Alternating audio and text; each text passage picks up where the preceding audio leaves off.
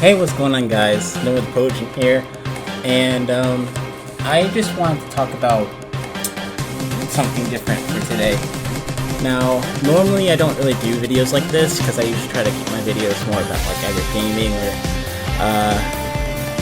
or war stuff. But today I wanted to do something different. I'm taking a little break from the war stuff because really I just don't know what to post. But I'll post something eventually. But anyways, what I wanted to talk about today was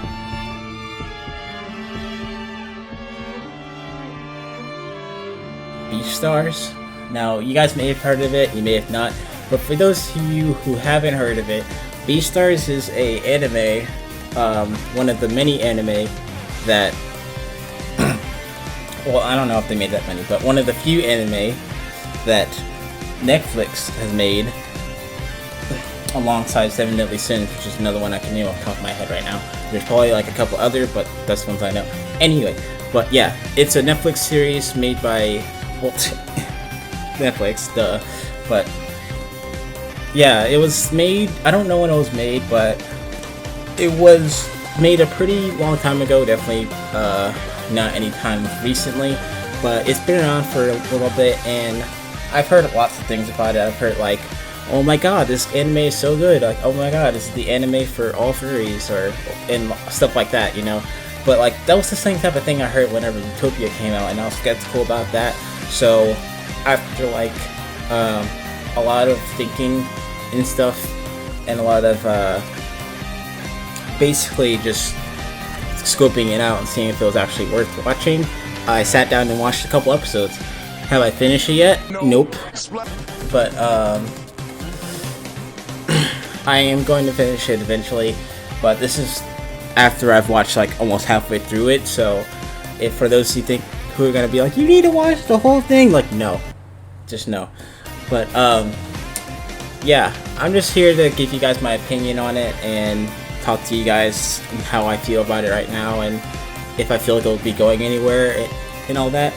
Now, first thing I want, like, I'm just gonna be having like Smash gameplay in the background to keep you guys entertained, but for those of you who want to just listen on, then you can. You won't be missing anything really that big.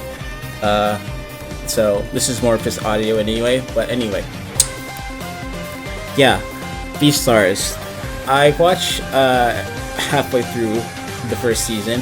I have no idea if there's a second season. From my knowledge, though, there is no second season, and there probably won't be for a little bit since of this whole situation right now. But hopefully there will be, because I have good thoughts on it right now. There are a few things that I don't like about it, but I'll get into that later. Sorry about the background noise. My window's open and it's very hot, so I hope you guys understand. I do apologize, but I really don't want to close my window because then I'll be recording in a very hot room. But anyway, yeah, the anime itself, at least from the point that I've gotten to, it is very strong in terms of like character development. Even though like it wasn't even that many episodes, there was still like a huge like character arc for multiple characters in the story. Now, like, the established main character, or at least I'm pretty sure, is Legoshi, which is the Grey Wolf. He's like basically the main character. There's like more than one, because there's Haru and then there's Louis. So technically there's 3 main characters, but Legoshi is like the main focus of episode to episode. While there will be times where he's barely seen, Legoshi is usually the main focus across most of the episodes. So I'm gonna go ahead and assume that he's the main character of the story in this scenario. But yeah. Now if you guys want me to do like a live commentary on like the episodes I haven't watched yet, then I would be more than happy to do that. It would take a little bit setting up, and I don't know if Netflix will like it. But as long as the video doesn't get taken down, I don't really care, because I don't make money from these videos anyway, and I'll do them for fun anyways, because like I don't really need money from this. But anywho, yeah, if you guys want to see live commentary on episode I haven't seen yet, then just let me know in the comments below. But from the first episode that I watched, the pacing of the show is very weird. It likes to jump around a lot and play around with timelines, which is something that I don't really understand with some animes or some shows in general, where it'll just be like this episode 1. I mean, like a lot of first episodes of shows start with flashbacks, so, and then they have like a dub or voiceover with the main character talking.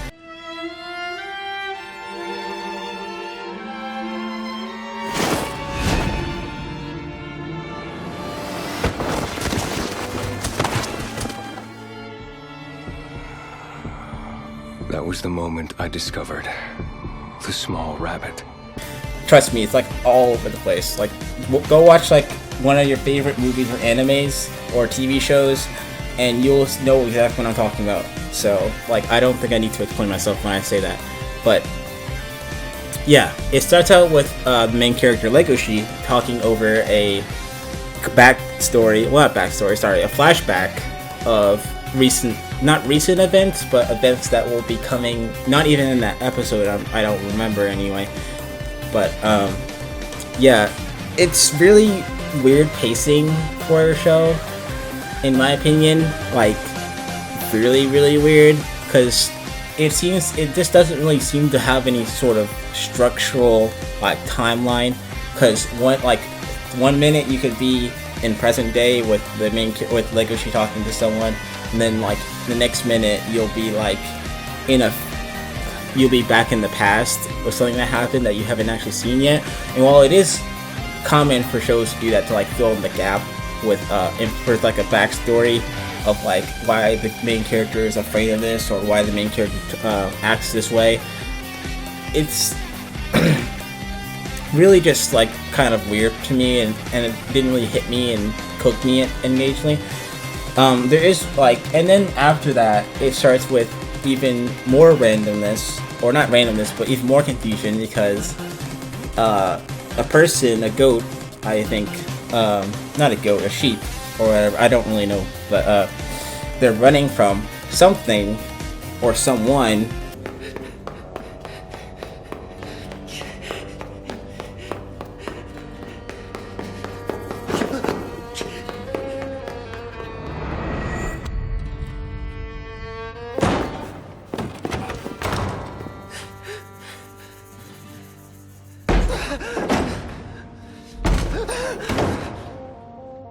You mean you would really eat your classmate? We were always in the same class together.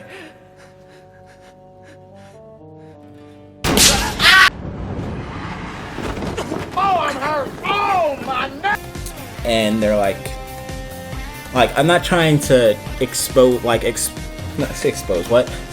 anything, but you guys should have known by clicking on this video that this is spoilers. So if you haven't seen any of it yet and you're interested in seeing it, I recommend you go watch it right now before you watch this video, because I don't want to spoil it for anyone who's interested in watching it. So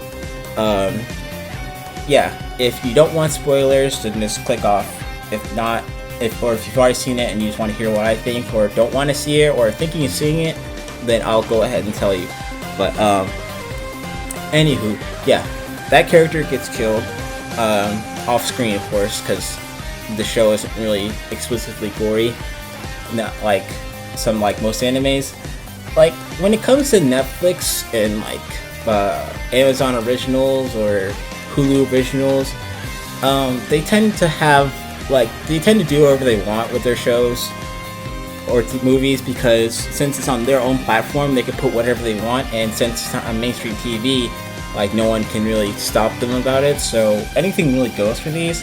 But there isn't, as far as I'm concerned, and from what I've been told, there isn't any like sort of sex scenes or people getting dismembered or anything like that. At least, again, as far as I know. But if you really want to know, I just recommend going watching yourself, because again, I haven't gotten that far yet. But you may be thinking it's a little stupid to do a review on something you haven't finished yet, and you're right, it might be, but you know what, I'm doing it anyway because I want to talk about it. So shut up. Anyway, where was I? Oh yeah, yeah. That character, sheep character, gets killed while running from someone off screen, and then after that, it just sort of, that's where the timeline, or I guess the present timeline of the actual story starts. So like you'll have like 5 minutes of like what's going on, who's this, who's that, why is he running, until you actually get to like where things start to calm down. And even then, the whole first episode kind of jumps around, because that's really the first episode of any anime. It's just trying to dip your toe in the water to show you like, hey, this is what you're gonna be getting into. So that's kind of the point of first episodes for most series anyway. So like it's not like I'm saying it's like unnatural for this to happen, or it's weird or stupid, but it's a little, I don't know, out of place for me. So it's kind of, I don't know, it's a little weird. But yeah. It's and with Beastars, there's a kind of like black people, white people thing going on, where well, not really like that, but more like just I forgot to mention in this recording because I'm a big stupid idiot, but no, there is no vor at all in this show.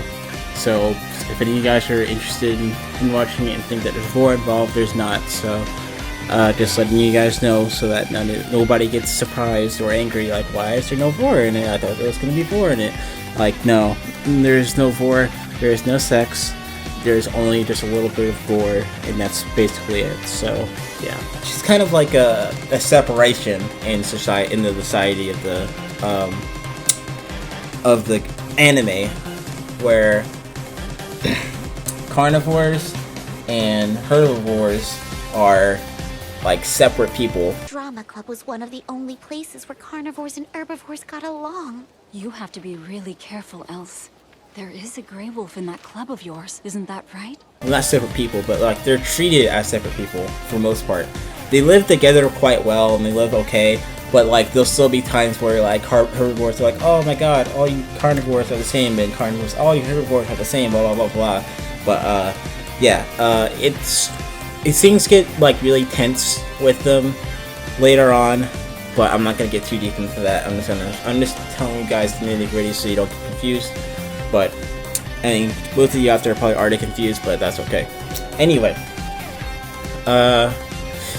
when it comes to the whole carnivore herbivore situation, Legacy obviously is a carnivore, so he's one of the people who are like ridiculed and like feared and stuff, because herbivores don't want to get quote unquote devoured by them, which is basically just nature.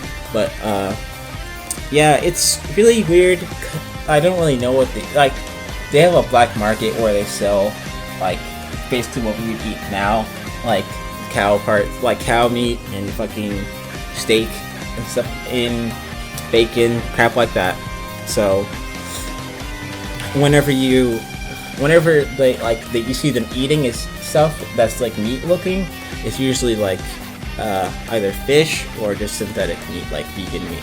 But at least that's what I've gathered, because it wouldn't make sense if they were eating herbivores in a school like that isn't like. But all that stuff is for later. But anyway, back to my personal opinion. Now that I've gotten all that stuff out of the way. Again, yeah, I feel like that even past the first episode, I feel like it jumps around a lot. But when it comes to the characters and like all of the characters in the story, all the main characters, they're all likable in their own way. Like you got Legacy, who's like kind of like me, who's like shy, doesn't want to talk to people that much.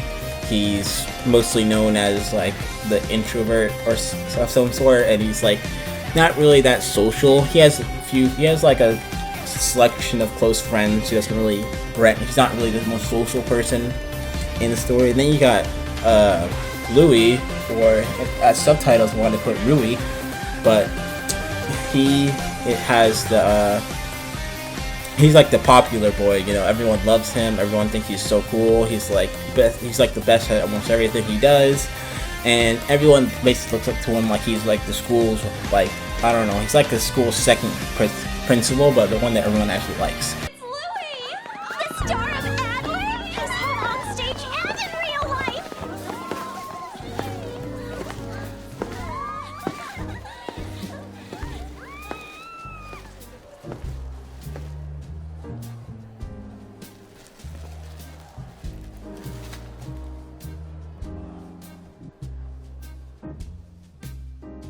His gestures, his voice, and his gaze. He must have it all down. Of course he does. It's Louis. He's only a year older than me, and he's the lead actor and pretty much runs the school. So, when it comes to Louis, he's like the popular kid, but he also has some sort of power at the school where people will listen to everything he says, and he's like he's not really straight up like devious or any way. Like, he's not straight up like, if you don't do this, I'm gonna make sure that you won't ever walk again or anything like that. He's just the type of person who's gonna just, if you don't do what he says, he's gonna threaten your reputation at school, or he's gonna threaten your position in whatever club you're in. Like, drama club is the hot shit around the school. So like, if you're not in drama club, then it's like every other club in school is like, nah, get out of here. So like, drama club is like the biggest part of the school, with the exception of guarding club, but like that's even less recognized, but it's only really brought up more because one of the main characters, Haru, which is a dwarf rabbit, also a slut, or at least that's what all the kids say, but she's the only person left at the guarding club, so she's basically like the president and also all the members of the guarding club that used to be there. So she's basically a one person or one bunny army when it comes to the guarding club. So she just takes care of everything herself, and she does all the decisions and stuff herself. But I don't really know how that works and if that really works inside of a school, but that's what the story says. Anyway, so when it comes to Beastars, it definitely has like the it doesn't really have any like intense fight scenes. It's more of just like following a main character through high school life, where things are not really that normal compared to most schools because of the whole carnivore herbivore situation. So while there isn't any combat, there is some like a little bit of like scuffles and fighting and like blood drawn. So it's not like it's gonna be a total like just romantic and boring and slow thing. Just it's entertaining in its own way, where even if it doesn't have any like violence or combat or anything, it still manages to be a very interesting and like captivating story and environment, where you just getting so engaged with the characters. Even after only watching 4 episodes, I was already like just so tense whenever I saw the main character in like a tough situation. Actor's safety first. That's the job of the stagehands, right? Kai, he's the star. Who the heck do you think you are?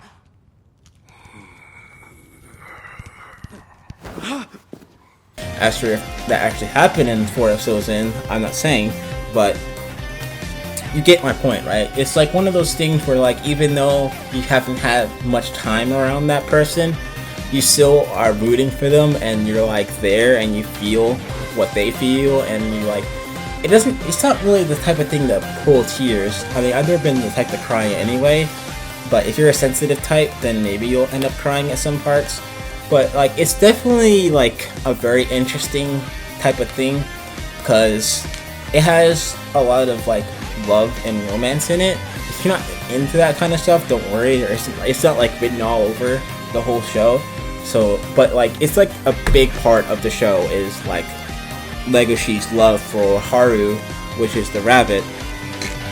But the thing about it is that Haru is already fully committed, or I guess in this case half committed, to Louis. So Haru and Louis are more of a thing, and Legacy is also trying to get with Haru. So it's kind of like a love triangle that doesn't really get fully discovered by every person inside of the triangle until later on in the story.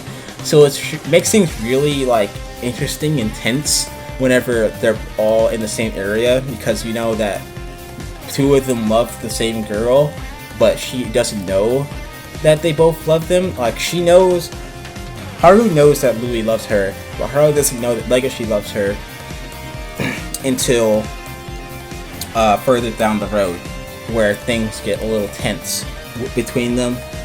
And even then, like, it's really on and off again with them. But like when it comes to Louis, they're more of an established thing than Legacy. But Legacy definitely wants Haru.